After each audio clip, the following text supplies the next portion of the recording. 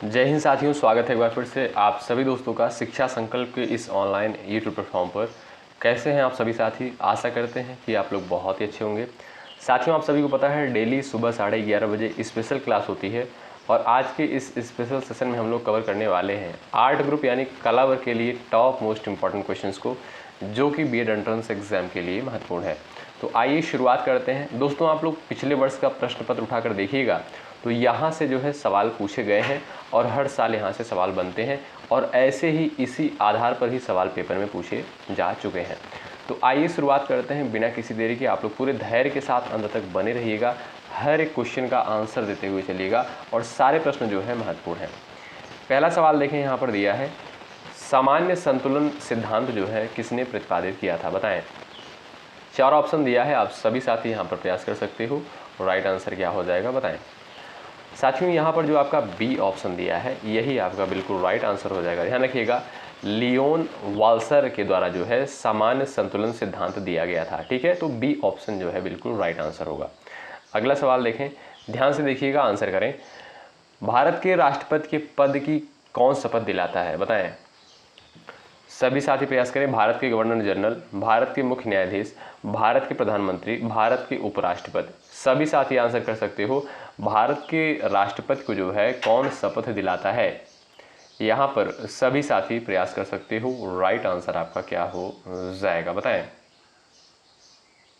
चलिए अब यहाँ पर देखेंगे दोस्तों, आपका बी ऑप्शन जो है बिल्कुल राइट आंसर हो जाएगा। ध्यान रखिएगा, ऑप्शन नंबर बी करेक्ट हो जाएगा। भारत के राष्ट्रपति के पद के लिए जो है शपथ भारत के मुख्य न्यायाधीश के द्वारा दिलाया जाता है। बी ऑप्शन आपका राइट हो जाएगा।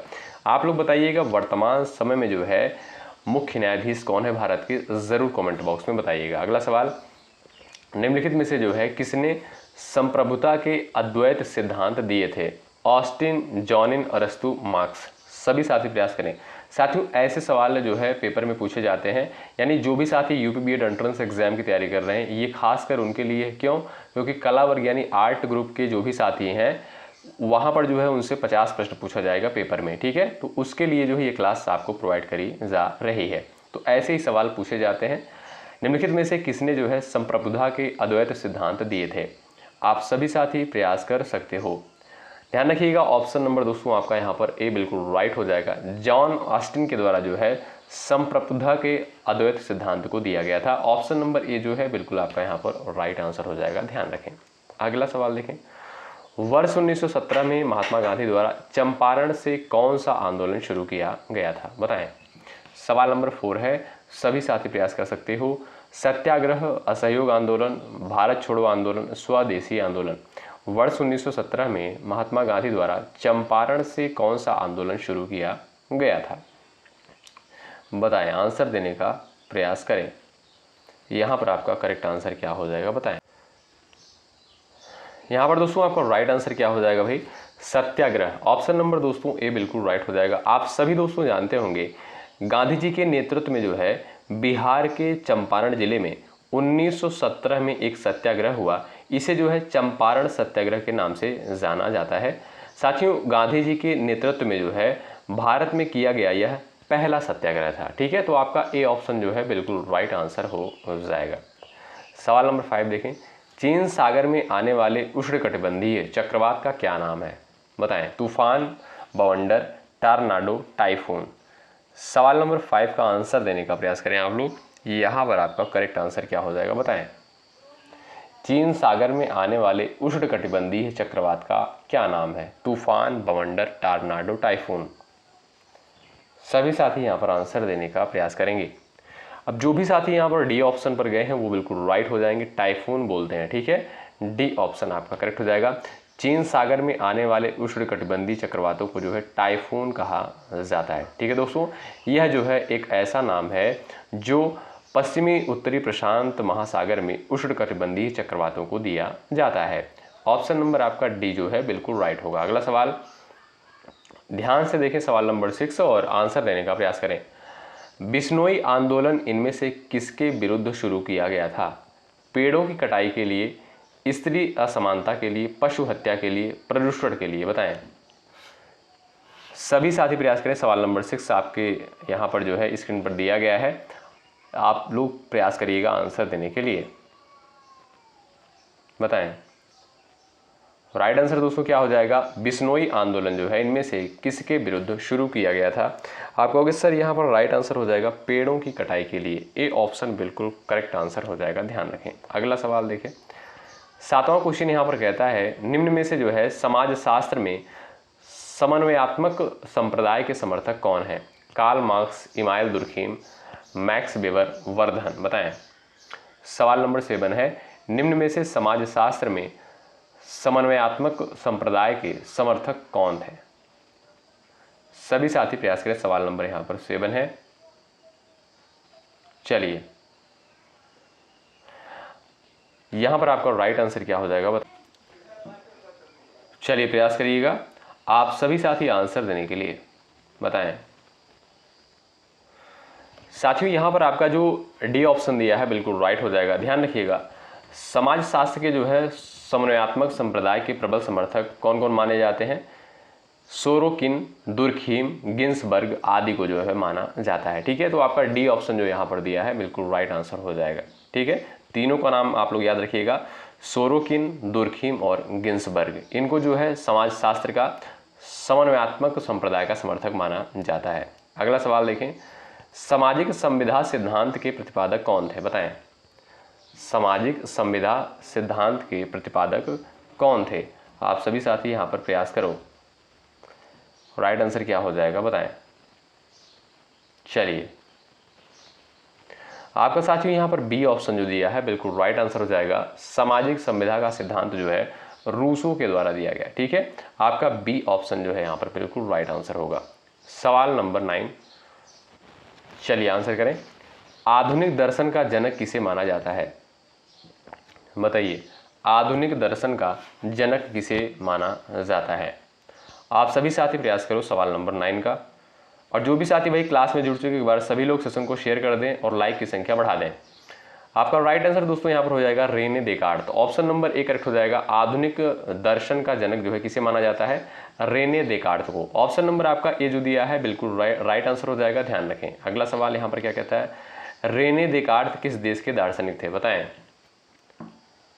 चलिए रेने देकार्त जो है किस देश के दार्शनिक थे। आप सभी साथी प्रयास करिएगा, करेक्ट आंसर क्या है बताएं। सभी साथी प्रयास करिएगा। सटीक आंसर इस सवाल के लिए क्या हो जाएगा, ऑप्शन नंबर दोस्तों आपका डी राइट हो जाएगा, फ्रांस। ठीक है, रेने देकार्त जो है ये फ्रांस के एक दार्शनिक थे। ऑप्शन नंबर आपका डी बिल्कुल करेक्ट। अगला सवाल, मैं सोचता हूं इसलिए मैं हूं, यह किसका जो है प्रथम आत्म सत्य माना जाता है। बताइए, मैं सोचता हूं इसलिए मैं हूं, यह किसका जो है प्रथम आत्म सत्य माना जाता है। आप सभी साथी प्रयास करें आंसर देने के लिए।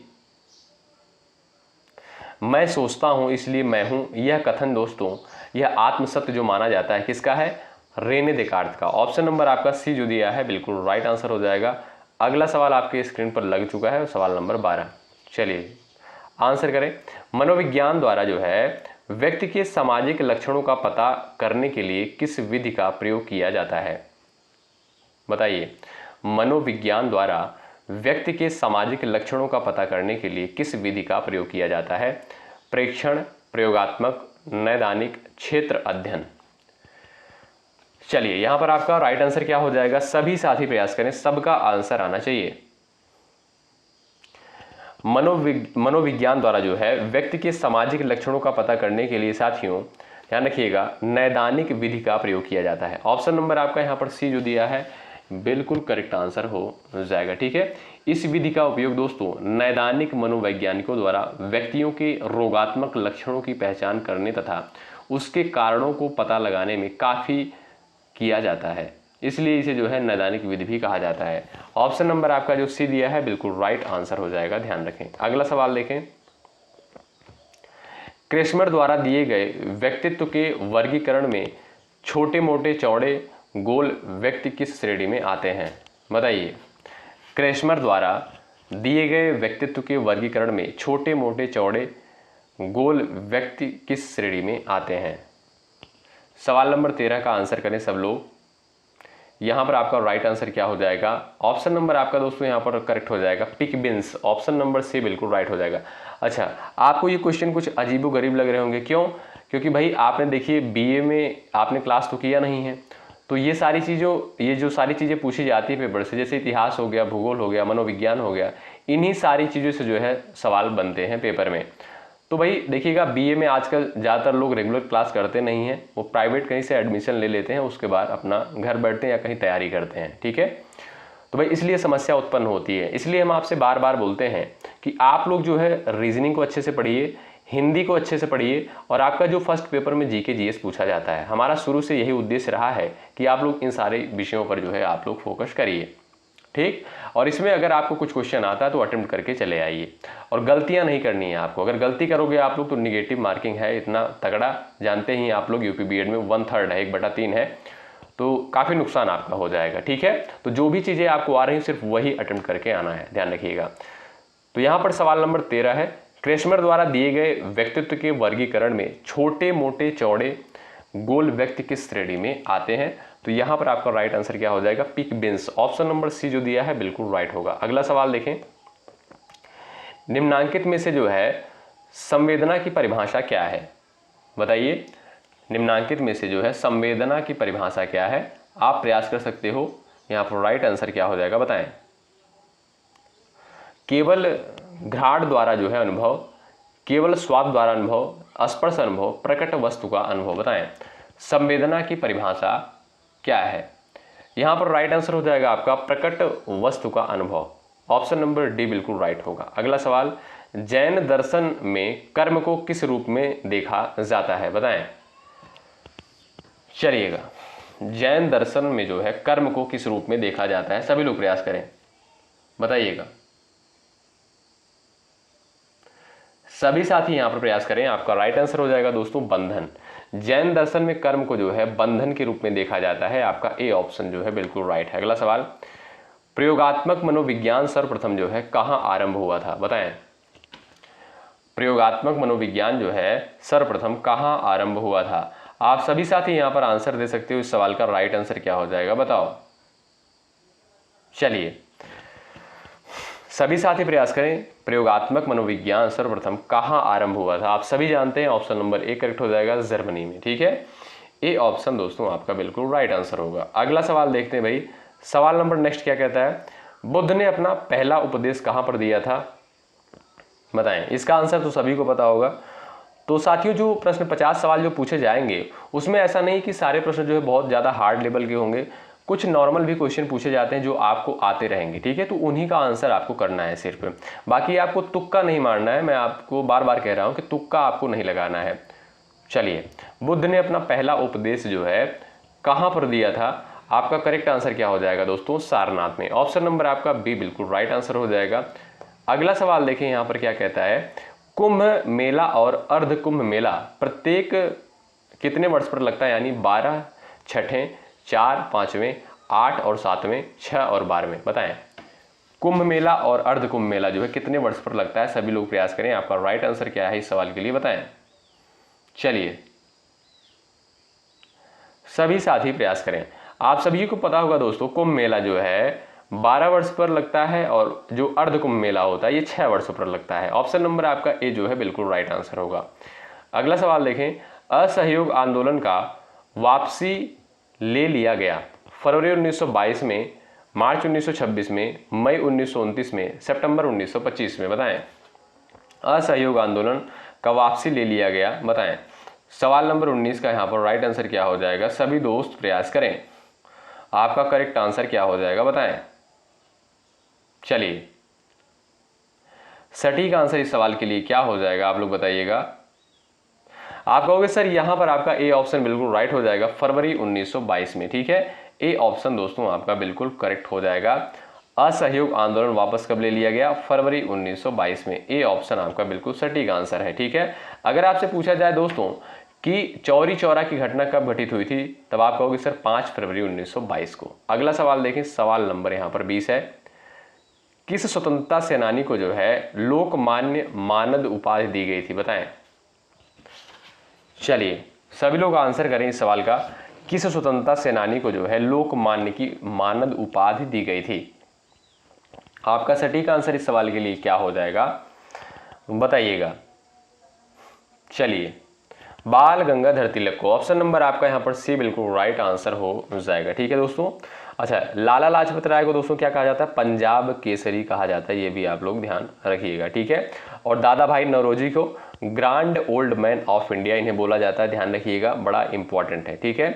और राजेंद्र प्रसाद को देश रत्न तथा अजात शत्रु इनको कहा जाता है। ठीक है, तो याद रखें इन सारे पॉइंट को। अगला सवाल देखें, महात्मा गांधी ने जो है किस आंदोलन के लिए करो या मरो का नारा दिया था? बताइए, छाप दो भाई फटाफट आप लोग आंसर।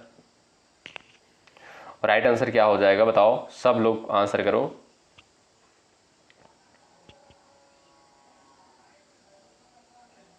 यहां पर साथियों आपका राइट आंसर क्या हो जाएगा? भारत छोड़ो आंदोलन। ठीक है। महात्मा गांधी ने किस आंदोलन के लिए करो या मरो का नारा दिया था? आप कहोगे सर भारत छोड़ो आंदोलन के लिए। ऑप्शन नंबर बी करेक्ट हो जाएगा। और भारत छोड़ो आंदोलन कब हुआ? 8 अगस्त 1942। ठीक है। इसकी शुरुआत कब होती है भारत छोड़ो आंदोलन की? 8 अगस्त 1942 को जो है इसकी शुरुआत होती है। और इसी दिन साथियों महात्मा गांधी ने जो है करो या मरो यानी डू और डाई का जो है नारा दिया। ठीक है।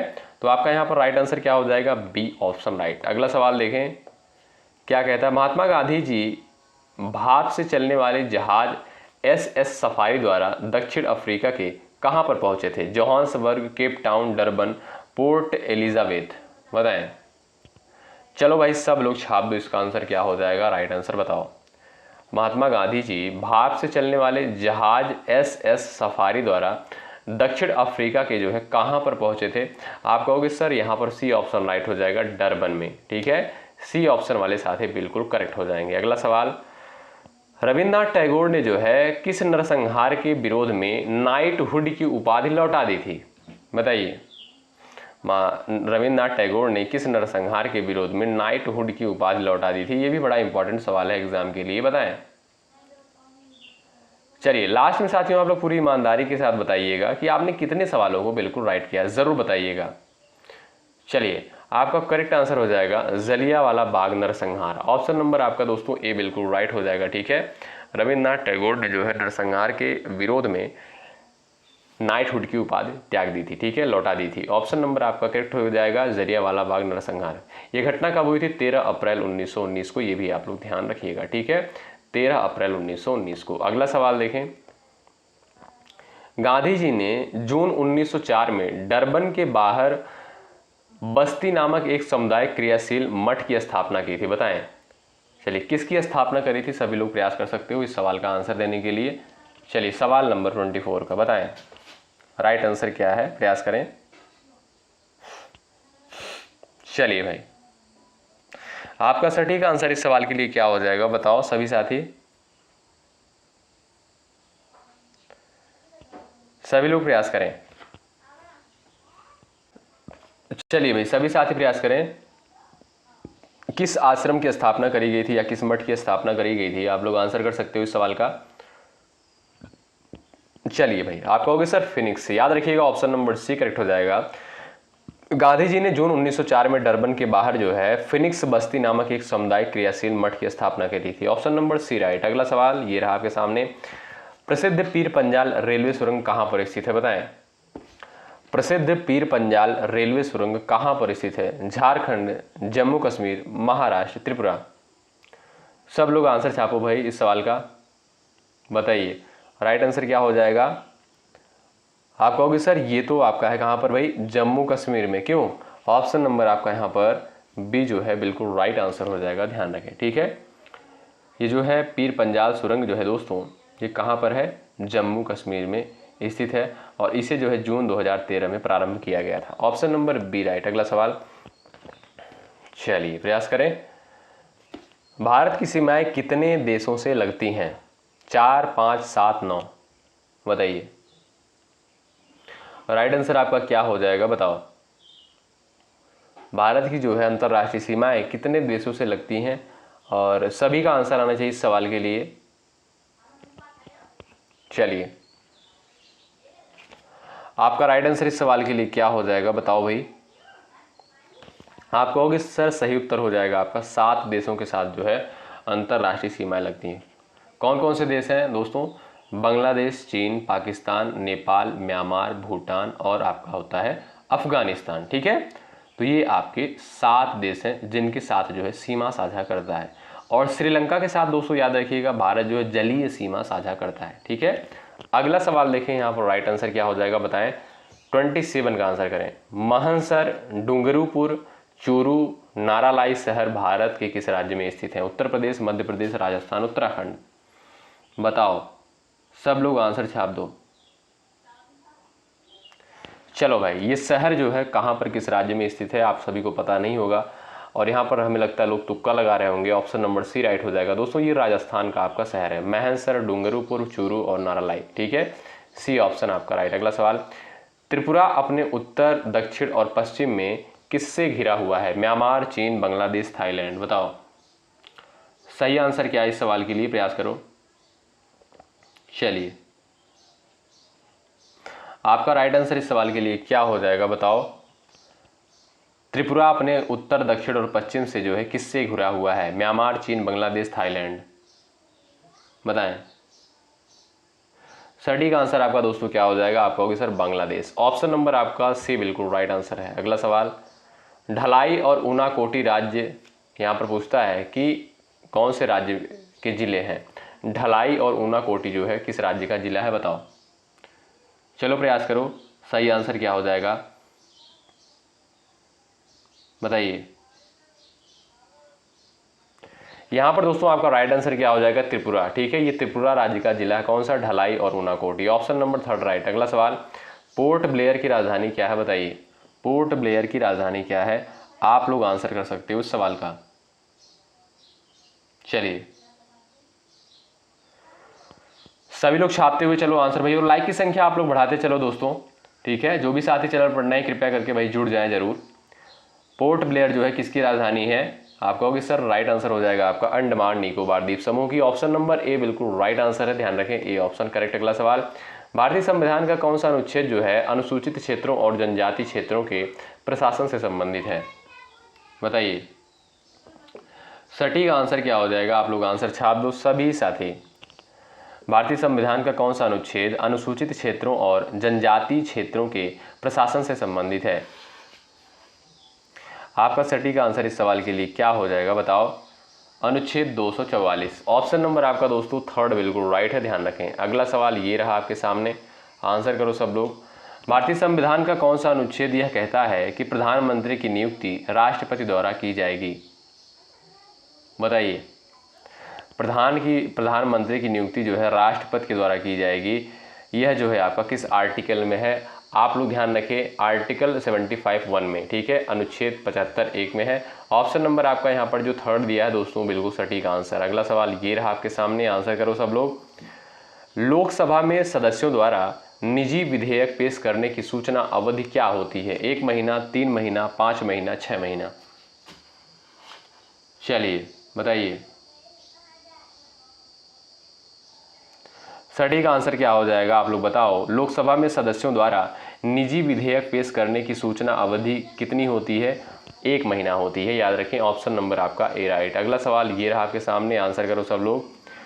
कौन सा मौलिक अधिकार जो है अल्पसंख्यकों के हितों के संरक्षण की बात करता है? बताइए, कौन सा मौलिक अधिकार अल्पसंख्यकों के हितों के संरक्षण की बात करता है? चलिए सभी साथी प्रयास करो, राइट आंसर क्या है इस सवाल के लिए बताओ। चलिए सभी साथी प्रयास करें, आपका राइट आंसर इस सवाल के लिए क्या हो जाएगा बताओ। कौन सा मौलिक अधिकार अल्पसंख्यकों के हितों के संरक्षण की बात करता है? आपका सटीक आंसर इस सवाल के लिए क्या हो जाएगा बताओ। चलिए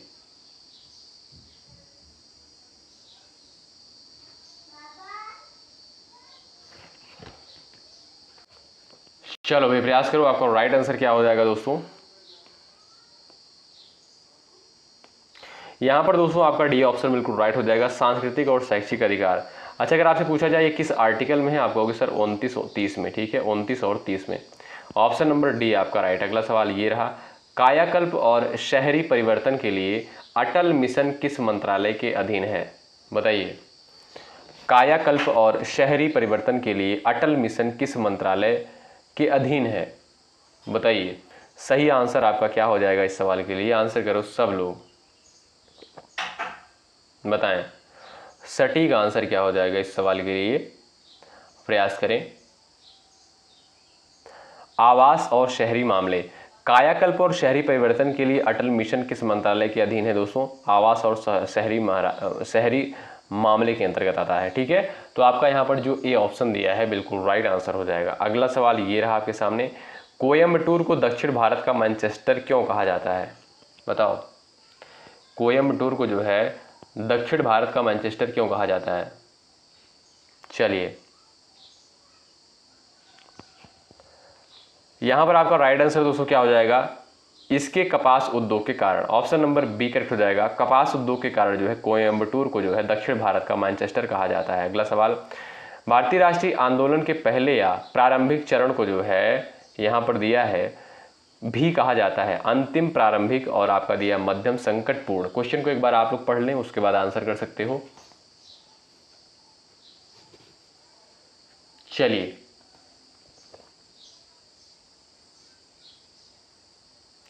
भारतीय राष्ट्रीय आंदोलन के पहले या प्रारंभिक चरण को दोस्तों आप कह सकते हो, यहाँ पर राइट आंसर आपका क्या हो जाएगा? मध्यम चरण भी कहा जाता है। ऑप्शन नंबर आपका सी बिल्कुल राइट है। अगला सवाल, महात्मा गांधी ने सत्याग्रह सभा की स्थापना कब करी थी? बताओ, चलो बताइए, यहाँ पर आपका राइट आंसर क्या? बताओ, बताएं।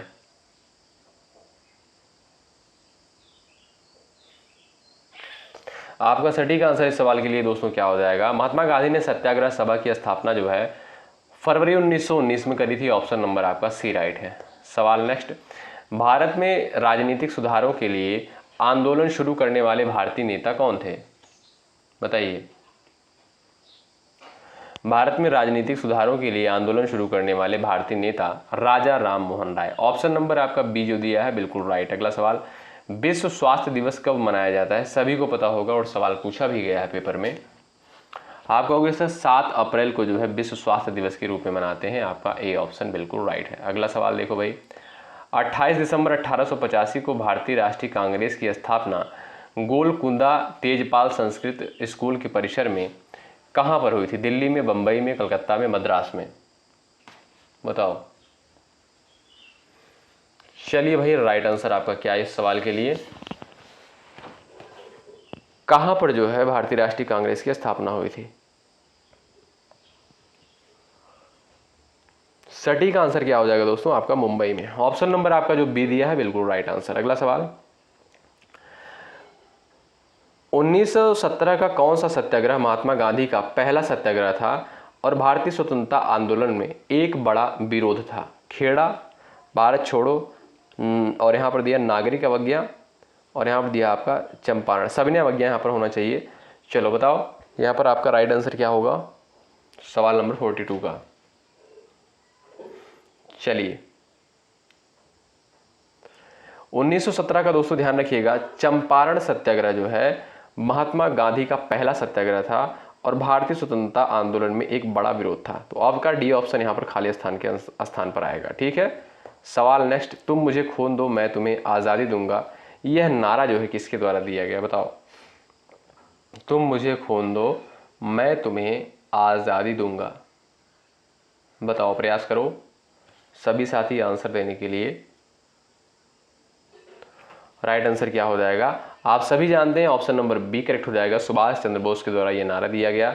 अगला सवाल, भारतीय संविधान के संचालन समिति के अध्यक्ष कौन थे? बताएं। भारतीय संविधान के संचालन समिति के अध्यक्ष कौन थे? Doctor Rajendra Prasad. Option number दोस्तों आपका ए जो दिया है बिल्कुल राइट हो जाएगा। भारतीय संविधान के संचालन समिति के अध्यक्ष जो है डॉक्टर राजेंद्र प्रसाद थे। ऑप्शन नंबर आपका ए राइट। यहाँ पर बताएं, कौन सी झील जो है भारत की सबसे बड़ी खारे पानी की झील है या भारत की सबसे बड़ी झील भी है? बताओ। डल, चिल्का, बुलर, डिडवाना? सभी को पता होगा इसका आंसर। भाई आंसर कर दो एक बार सभी साथी। अब यहाँ पर दोस्तों आपका राइट आंसर हो जाएगा ऑप्शन नंबर बी, चिल्का झील जो है भारत की सबसे बड़ी खारे पानी की झील है। ये भारत की जो है सबसे बड़ी झील भी है, ठीक है। कहाँ पर स्थित है दोस्तों, ये आपका है उड़ीसा में। अगला सवाल देखो, कौन सी मिट्टी भारत में जो है सर्वाधिक मात्रा में पाई जाती है, बताओ कौन सी मिट्टी जो है भारत में सर्वाधिक मात्रा में पाई जाती है। आप लोग प्रयास कर सकते हो आंसर देने के लिए। चलिए भाई बताएं।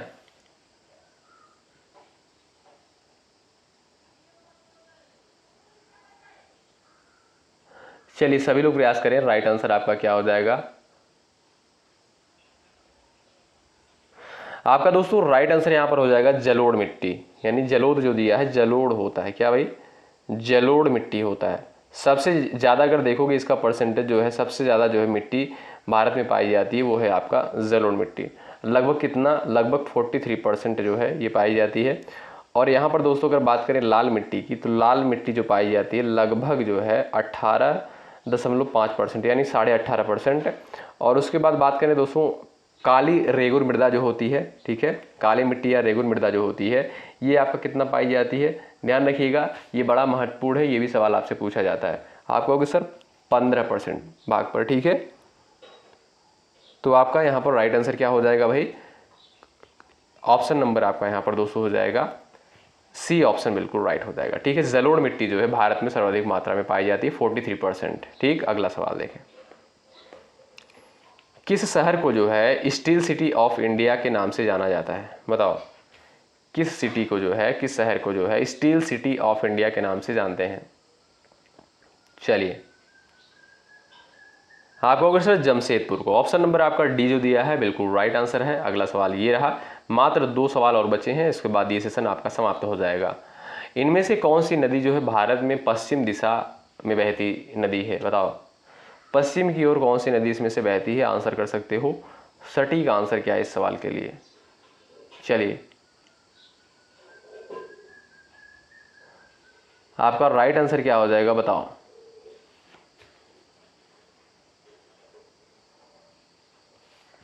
चलिएगा यहां पर दिया इनमें से कौन सी नदी भारत में पश्चिम दिशा में बहती नदी नहीं है, क्वेश्चन को ध्यान से देखिएगा।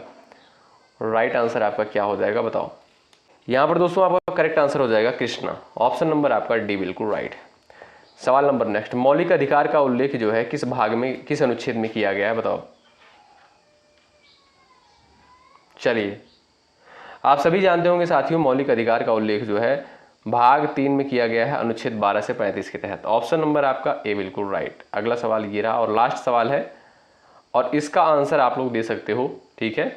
भारत के संविधान की कौन सी अनुसूची में असम, मेघालय, त्रिपुरा और मिजोरम राज्यों में जनजातीय क्षेत्रों के प्रशासन के संबंध में प्रावधान किया गया है, 5वीं, 10वीं, 6ठी, 4थी, बताएं किस अनुसूची में जो है असम, मेघालय, त्रिपुरा और मिजोरम राज्यों में जनजातीय क्षेत्रों के प्रशासन के संबंध में प्रावधान किया गया है। इसका आंसर दोस्तों आप लोग करोगे, आप लोगों के ऊपर ये इस प्रश्न का आंसर छोड़ता हूं। और आप सभी को पता है लास्ट क्वेश्चन का आंसर आपको देना होता है। इससे ये भी पता चलता है कि ऐसे कितने स्टूडेंट हैं जो क्लास में जो है लास्ट तक बने रहते हैं। आप लोग ज़रूर बताइएगा ये सेशन आपको कैसा लगा, ज़रूर बताएं। और साथियों ऐसे ही प्रश्न आर्ट ग्रुप में पूछे जाते हैं, इसलिए ज़्यादा परेशान होने की आवश्यकता आपको नहीं है। हमें पूरा भरोसा है कि आपको लग रहा होगा कि यहाँ पर जो कुछ क्वेश्चन बहुत अटपटे हैं, लेकिन उससे आपको परेशान होने की आवश्यकता नहीं है। आप लोग रीजनिंग को अच्छे से कवर करिए, और आपका जीके जीएस जो 50 प्रश्न पूछा जाता है फर्स्ट पेपर में, उसके बाद हिंदी जो आपके 50 प्रश्न आती है, इतना अच्छे से कवर कर लो आप लोग। और उसके बाद आर्ट ग्रुप में ऐसा नहीं है कि आप लोग नहीं कर पाओगे, कुछ ना कुछ क्वेश्चन आप करोगे, इतना तो इतना पढ़े हो कितना हो जाएगा आपका, ठीक है। क्योंकि ज़्यादातर जो क्वेश्चन जो पूछे जाते हैं ऐसा नहीं, बहुत ज़्यादा टफ क्वेश्चन पूछे जाते हैं। अब जैसे आपका हिस्ट्री हो गया, पॉलिटिकल साइंस हो गया, और आपका क्या हो गया, उसके बाद आपका बचता है मनोविज्ञान हो गया, इन सारी चीज़ों से जो है सवाल पूछे जाते हैं। तो आप लोग इन सारे क्वेश्चन को हो सकता ना कर पाएँ, लेकिन और भी उसमें जो है कुछ क्वेश्चन सामान्य लेवल के डाल दिए जाते हैं, तो उसको आप लोग अटेम्प्ट कर लोगे, ठीक है। तो जो प्रश्न आपको आएगा सिर्फ और सिर्फ जो है वही करिएगा। मैं आपसे बार बार कह रहा हूँ, चाहे रीजनिंग हो गया, चाहे हिंदी हो गया, चाहे जीके जीएस होगा, चाहे आपका जो भी उसमें सेगमेंट हो गया। जो भी प्रश्न आपको आएगा सिर्फ आप लोग वही प्रश्न करिएगा अगर आपको बेहतर स्कोर करना है। अगर आप लोग तुक्का मारोगे, तुक्का गलत होगा, और गलत होगा तब आप लोग का नंबर जो है नेगेटिव होगा, ठीक है।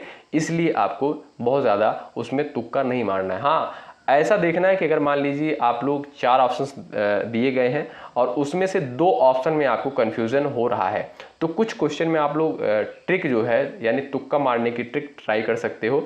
ऐसा नहीं है कि आपको जो है चारों ऑप्शंस नहीं आ रहे हैं। जैसे मान लीजिए आपका ABCD 4 ऑप्शंस दिया है और इसमें से आपको कुछ भी नहीं आ रहा है, तो ऐसा नहीं है कि भाई C मार दो, B मार दो, D मार दो, ऐसा नहीं करना है।